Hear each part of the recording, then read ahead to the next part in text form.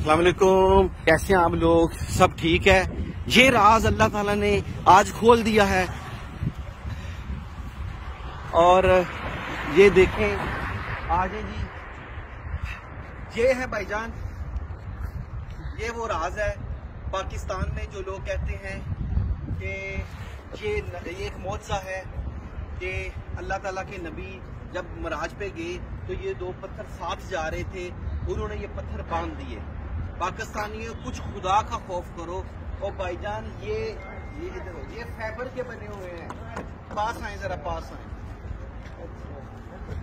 ये फाइबर के बने हुए हैं और ये देखें, ये इसके अंदर ये इसके अंदर एक सरिया है और इसके अंदर ऐसे सरिया है, नीचे से ये ऐसे सरिया ऊपर गया है तो ये पत्थर बने हुए हैं।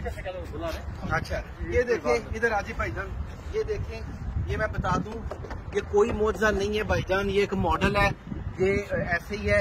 ये एक छोटी सी खुदा का खौफ है, कैलेंडरों के ऊपर झूठ ना बोल के लिखें। अल्लाह ताला ने ये मुझे तौफीक दी कि आपने देख लिया, ऐसा कुछ भी नहीं है, कोई मौजज़ा नहीं है। अल्लाह हाफिज।